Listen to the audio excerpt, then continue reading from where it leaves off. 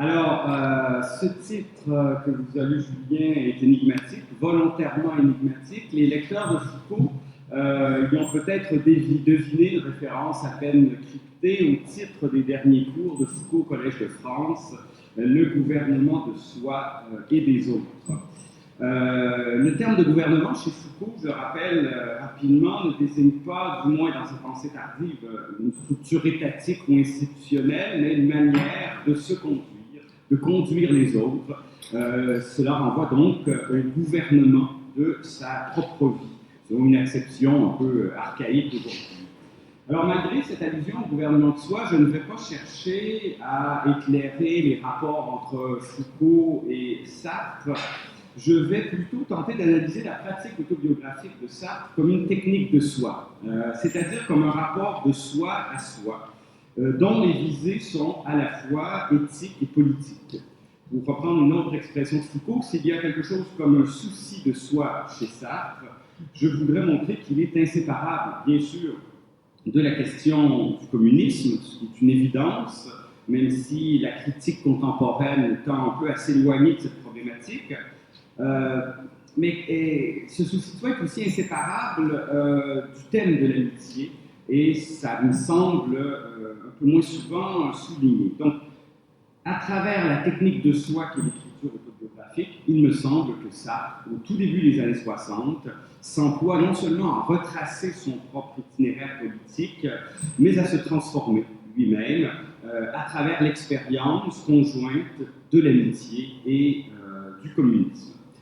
Une autre précaution avant de vous lire ce texte, je ne suis pas un sartrien, je ne suis pas un sartrologue, je ne prétends pas renouveler la lecture de l'œuvre de Sartre, je voudrais plus modestement essayer d'en restituer la cohérence, notamment la cohérence philosophique, en lisant ce que j'appelle le cycle autobiographique de Sartre, c'est-à-dire les mots, la préface à Adèle Arabi et le tombeau de Merleau-Ponty, en rapport avec la critique de la raison dialectique qui est publiée en 1960 et qui me semble éclairer certains aspects de la pratique autobiographique de Sartre. Et ce faisant, j'ai aussi, je pense, ramené un peu Sartre dans le contemporain à travers la question de l'amitié, dont je vous rappelle qu'elle est présente dans la philosophie contemporaine, notamment dans une certaine philosophie contemporaine post-communiste, chez Blanchot, bien sûr, qu'évoquait Julien hier, chez Jean-Luc Nancy, chez Jacques Derrida, chez Giorgio Agamben, mais aussi dans une certaine politique radicale qu'évoquait Anne Roche, par exemple avec le comité invisible, à nos amis. Cette question d'amitié se noue à nouveau aujourd'hui au thème du communisme, du post-communisme, et d'une certaine manière, je voudrais généalogiquement rappeler que chez Sartre, il y avait déjà quelque chose comme une conjonction entre amitié et communisme. Allons-y. La révolution russe fut l'un des premiers souvenirs politiques du jeune Sartre, dont le hasard a voulu qu'il naisse en 1905, l'année de la répétition générale de l'insurrection d'octobre, selon la formule de Lénine. Si l'essentiel des mots se tient entre la première révolution russe et le premier conflit mondial, c'est néanmoins en 1917, abruptement, que se clôt le récit d'enfance, à la veille du remariage de la mère et du déménagement de la famille à La Rochelle. Sartre prend donc soin de situer son premier âge entre deux révolutions, l'une écrasée, 1905, l'autre victorieuse, 1917, inscrivant résolument le pacte de lecture de son autobiographie sous le signe du communisme. Dans la préface destinée à la traduction russe des mots, qui paraît à l'automne 1964, quelques mois seulement après la version française, Sartre insiste sur cette séquence historique dont les bornes sont indistinctement celles de son enfance et de l'avènement du communisme. Je cite un assez long passage de cette préface à la traduction russe. « Les mots risquent de déplaire, écrit Sartre. J'y raconte une enfance qui paraîtra fort étrangère aux hommes de mon âge, c'est-à-dire aux sexagénaires et aux plus jeunes proprement exotiques ou impensables. Mes contemporains soviétiques sont nés au moment de la première révolution russe. Ils avaient 12 ans en 1917. Ces premières années, prises entre deux grands mouvements de masse, dont le premier fait ressortir l'autre, ils ne les ont certainement pas vécues comme nous. La grande affaire de notre vie aura été votre révolution. Nous ne l'avons pas vécue directement, mais de loin, avec retard, avec un certain provincialisme. Mais cette confrontation permanente des hommes de l'Occident avec les grands événements du RSS suffit à prouver que le monde n'a qu'une seule histoire qui révèle à chacun l'une ou l'autre de ses faces mais qui nous unit tous dans la mesure même où elle divise et oppose.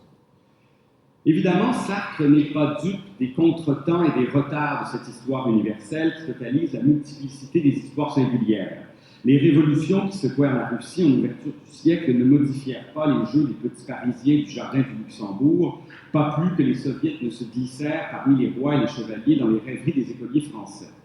C'est pourquoi les mots, au lieu de fondre l'individuel et le collectif, le proche et le lointain en une continuité sans faille, ne cessent de creuser le décalage entre la France de la Troisième République et les révoltes de Saint-Pétersbourg, de marquer le contraste entre la cérémonie de l'enfance, à travers laquelle s'impose à Sartre la religion de la littérature, et la vérité politique du siècle, qui l'amènera au début des années 50 à entreprendre de raconter sa vie sous la forme d'une autocritique. Formé par son grand-père, qui lui a inculqué des croyances de notre siècle, lui imposant des idées en cours sous Louis-Philippe, Sartre affirme avoir pris le départ avec un handicap de 80 ans. Et comme le suggère sa conversion tardive au communisme, des décennies lui seront nécessaires pour se faire, enfin, le contemporain de la prise du Palais d'Hiver. Dans l'autobiographie de Sartre, la date de 1917 prend une dimension allégorique. Elle désigne bien sûr la fin de l'enfance, mais plus essentiellement l'événement politique à l'aune duquel sa vie entière, bien au-delà du roman familial, se trouve mesurée et interprétée.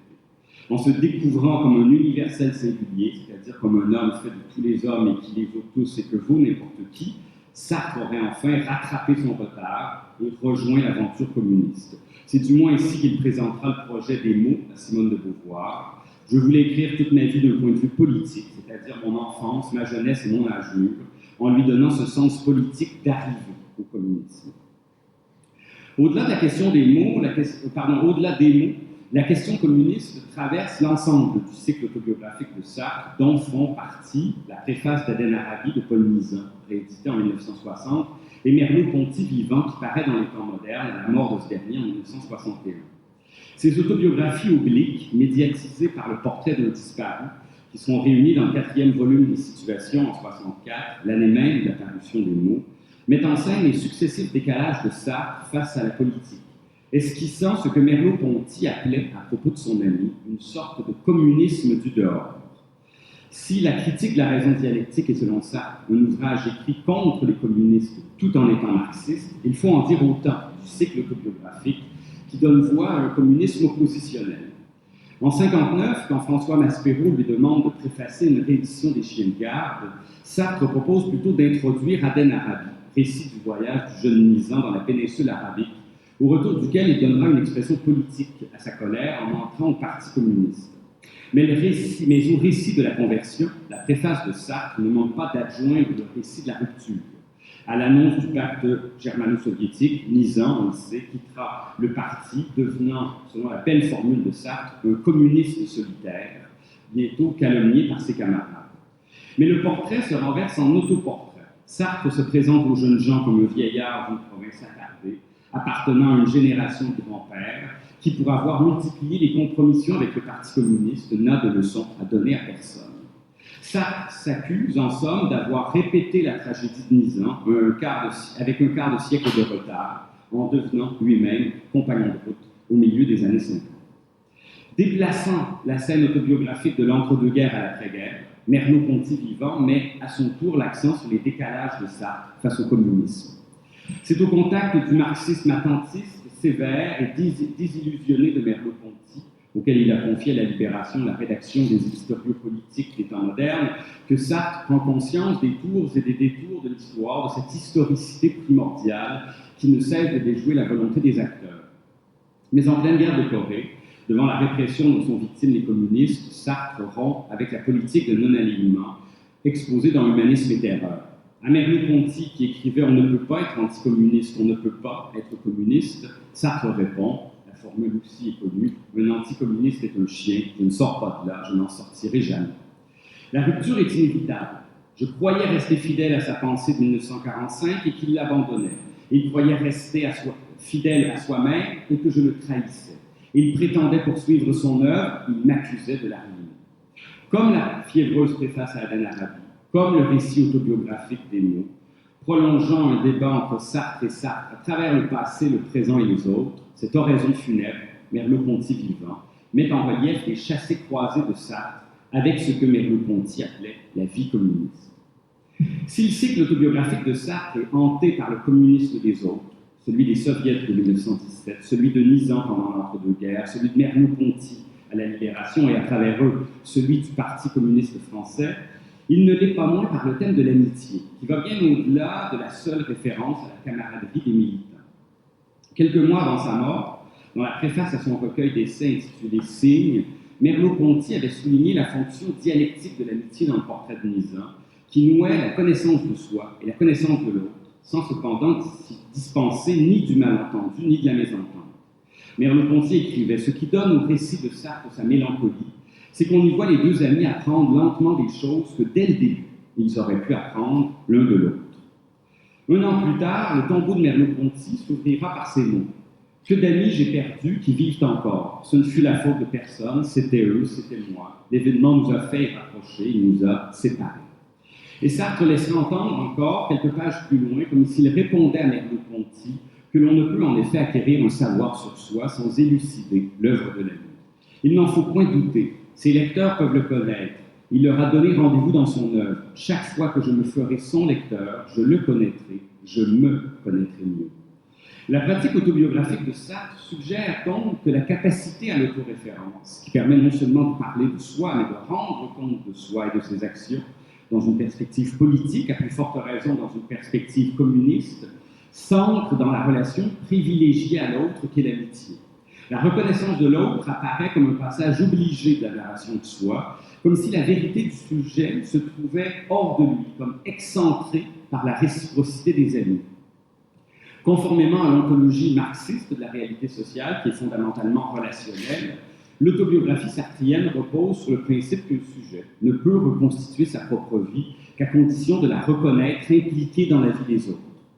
Si la nature relationnelle de toute subjectivité manifeste l'aliénation originaire des hommes, qui sont dès leur naissance assujettis au monde social, l'implication de la connaissance de soi et de la connaissance de l'autre rend pensable chez Sartre une communauté des égaux, qui accomplirait la promesse de l'amitié que la critique de la raison dialectique, comme je le dirai un peu plus loin, associe à la fraternité révolutionnaire. Au seuil des années 60, donc, après sa rupture avec le Parti communiste, Sartre s'approprie, c'est du moins ce que je voudrais présenter, le thème de l'amitié, à la fois pour arracher son autobiographie à ce qu'il appelle l'atomisme bourgeois, qui réduit la société à un rassemblement sériel où chacun est séparé de soi et des autres, et pour y inscrire l'exigence d'un communisme qu'il voudrait étranger au pouvoir, extérieur aux institutions, au sein duquel la liberté de chacun serait garantie par la réciprocité de tous. Pour comprendre la pratique autobiographique de Sartre et repérer le nouage singulier qu'elle opère entre le communisme et l'amitié, il faut rappeler la théorie matérialiste de la subjectivité élaborée dans Question de méthode et systématisée plus tard dans l'Idiot de la famille.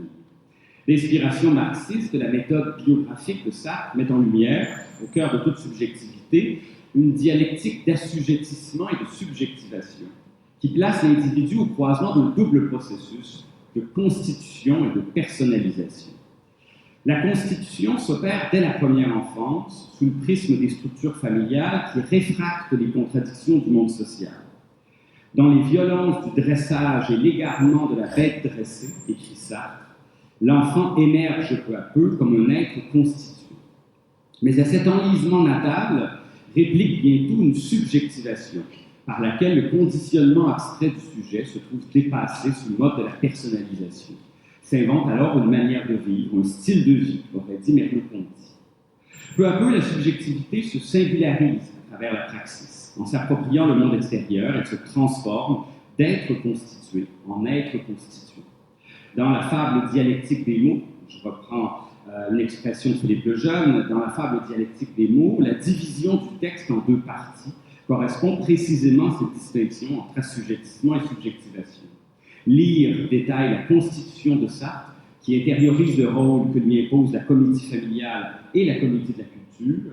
Écrire relate sa personnalisation, c'est-à-dire l'appropriation concrète de détermination à l'origine de son idéalisme épique, dont il mettra longtemps à se défaire. Parce que la personnalisation de la subjectivité s'effectue dans les limites d'une situation imposée du dehors, Sartre considère non seulement que l'aliénation précède chronologiquement la construction de soi, mais qu'elle en est même la condition de possibilité. L'assujettissement du premier âge est le fond obscur de toute subjectivation selon Sartre, et l'enfance, même heureuse, reste le lieu d'une dépossession primitive. Dans les mots, Sartre traduit cette intériorisation du dehors en une hantise qui mêle la voix des morts et des vivants et qui persiste la vie durant. Un exemple parmi d'autres. La voix de mon grand-père, cette voix enregistrée qui m'éveille en sursaut et me jette à ma table.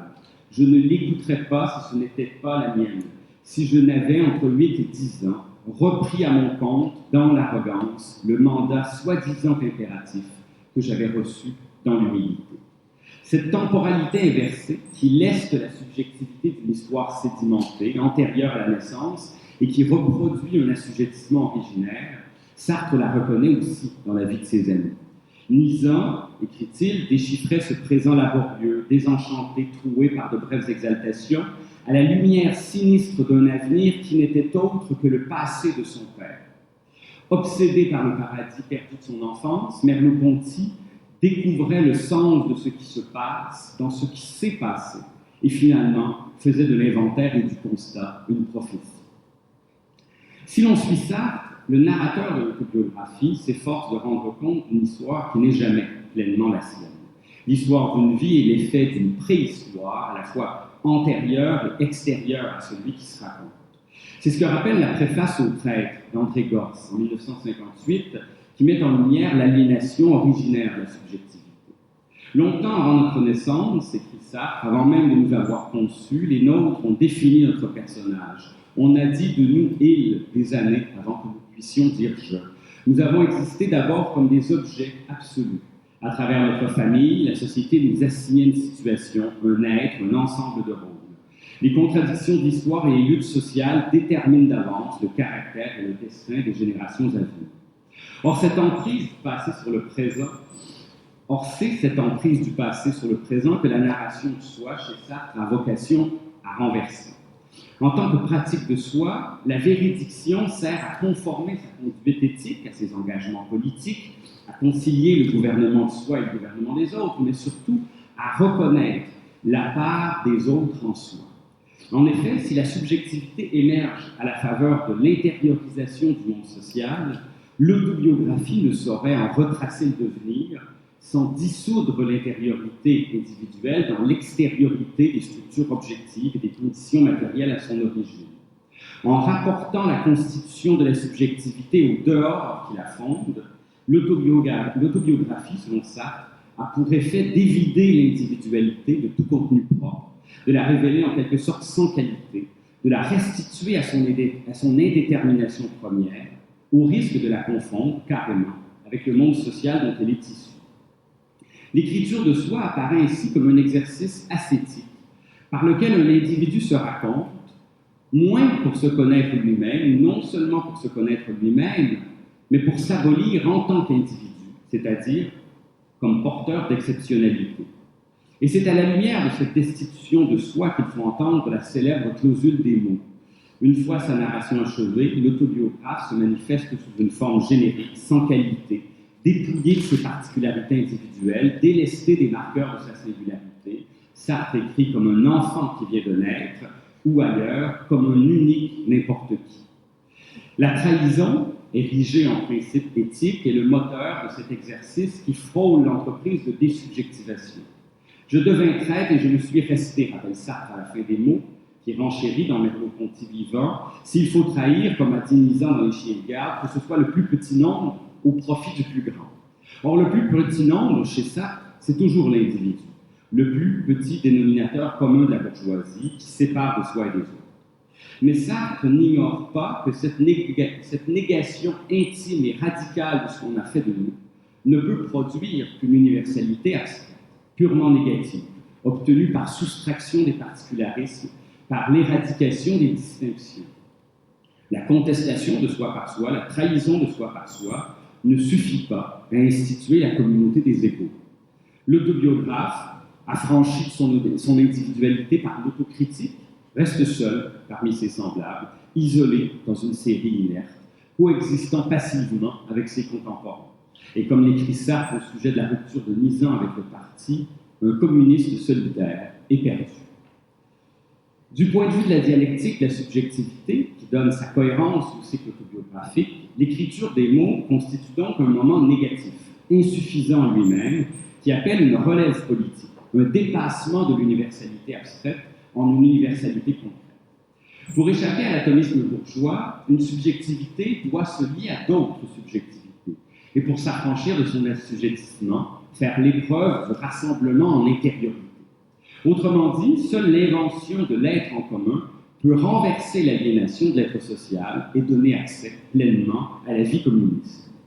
Un passage des mots qui reprend le vocabulaire de la critique de la raison dialectique pour distinguer les rassemblements sériels et les groupes en fusion évoque ce passage d'une socialisation première qui est signe d'une dépossession originaire à une socialisation seconde comme conquête de l'égalité. La scène, fortement symbolique, se déroule sur la place du Panthéon, entre l'Hôtel des Grands Hommes et la statue de Jean-Jacques Rousseau, chargée des souvenirs de la période révolutionnaire.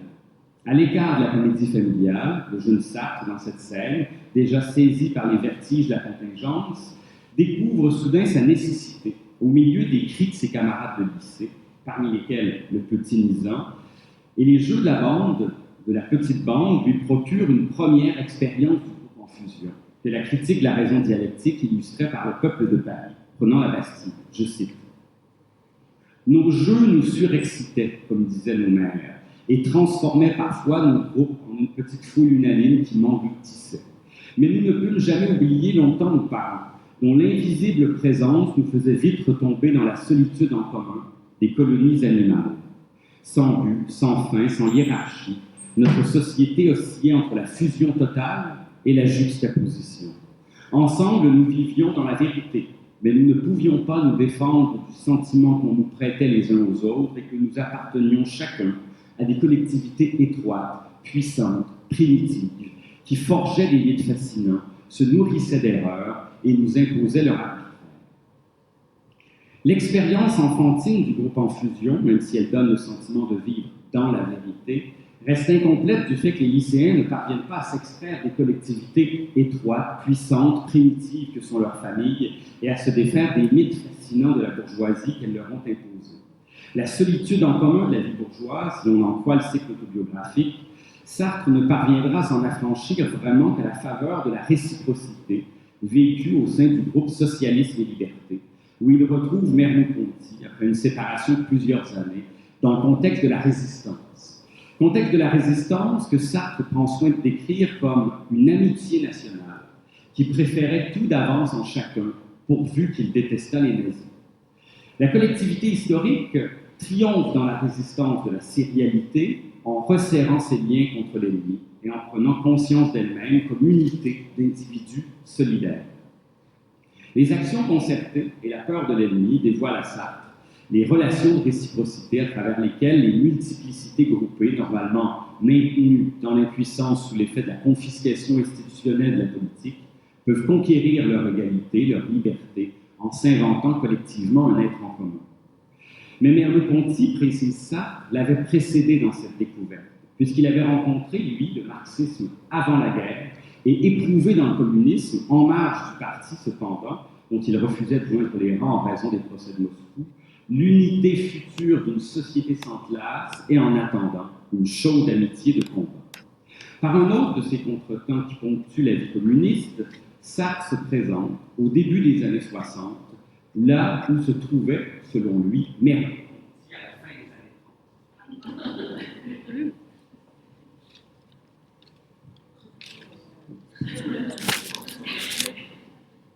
Sartre prétend se trouver au début des années 60, là où Merleau-Ponty se trouvait, selon lui, à la fin des années 30, après l'épisode du compagnonnage de route, interrompu par la répression soviétique de la révolte hongroise. Sartre refuse la passivité sérielle des organisations communistes et trouve refuge en attente d'une société sans classe, dans l'expérience de l'amitié, que l'éthique d'Aristote, il faut s'en rappeler, considérait déjà comme l'expression la plus haute de la justice. Dans la critique de la raison dialectique, rédigé en pleine guerre d'Algérie, entre une première version des mots et la préface à Aden Arabi, l'amitié est d'ailleurs décrite comme une variante de la fraternité politique, une libre spécification de cette structure première, précise Sartre. Grâce à la réciprocité que provoque le dépassement des rassemblements sériels, chaque subjectivité saisirait sa propre naissance d'individu commun et découvrirait en même temps le droit de tous à travers chacun, sur chacun. C'est le commencement de l'humanité, insiste Sartre dans la critique de la raison dialectique. Dans la fraternité, continue-t-il, nous sommes les mêmes parce que nous sommes sortis du limon à la même date, l'un par l'autre, à travers tous les autres. À ce titre, la théorie des ensembles pratiques, c'est le sous-titre de la critique de la raison dialectique, à ce titre, la théorie des ensembles pratiques répond à la théorie de la subjectivité. La fraternité politique transforme le monde social en renversant ce qui était un pouvoir d'aliénation en une puissance d'émancipation. À la subjectivité à la fois constituée et constituante dont Question de méthode décrivait la Genèse, la critique de la raison dialectique reconnaît une capacité à s'auto-constituer par l'invention de l'être de groupe. Le cycle autobiographique apparaît comme la transposition fidèle de cette anthropologie philosophique. L'écrivain qui, dans les mots, s'est dépris de lui-même au nom du communisme, dépasse l'universalité négative de son individualité générique grâce aux obligations mutuelles de l'amitié dont il prend conscience. Il se constitue en individu commun, affranchi de la sérialité qui le séparait de lui-même et des autres, à travers le serment de l'amitié. Autrement dit, si l'autocritique des mots raconte comment Sartre s'est fait le contemporain de la Révolution d'Octobre, le cycle autobiographique dans son ensemble attribue cette conversion tardive au communisme, non au gouvernement de soi, mais au communisme des autres, en l'occurrence au communisme des amis auprès desquels Sartre a fait l'apprentissage de la vie politique. La communauté des égaux, dont son communisme porte l'utopie, Sartre ne la tient ni d'un événement historique dont il aurait médité les leçons, la Révolution française, ni d'une doctrine philosophique qu'il aurait assimilée, le matérialisme historique de Marx, mais plus essentiellement, c'est du moins ce qui me semble se dégager du cycle autobiographique, de l'expérience de l'amitié, dont justement la préface d'Aden Arabi et Merleau-Ponty vivant portent témoignage.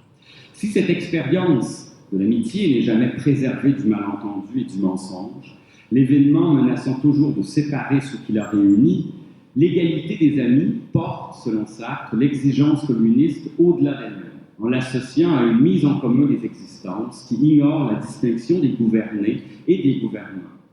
Comme le suggère Sartre dans son hommage à Merleau-Ponty, la puissance de l'amitié manifeste une exigence de justice qu'aucun pouvoir politique ne pourrait satisfaire. Il écrit « Nous sommes tordus. Les liens qui nous unissent aux autres sont faussés. Il n'est aucun régime qui par lui seul suffira à les détordre. Mais peut-être que les hommes qui viendront après nous, tous les hommes ensemble, auront la force et la patience d'entreprendre ce travail. » Au croisement du communisme des autres et du gouvernement de soi, le cycle autobiographique de Sartre laisse entendre, dans la continuité de l'éthique aristotélicienne, qu'il ne saurait exister de communauté authentique sans amitié. Sans doute d'ailleurs est-ce pourquoi, d'un point de vue strictement éditorial, Sartre se refuse à publier les mots dont l'essentiel était écrit au milieu des années 50, avant que ne paraissent les portraits des intercesseurs de sa vie communiste. Avant de rendre compte de soi, il fallait rendre compte de ce qui, en soi, appartient aux amis. Voilà.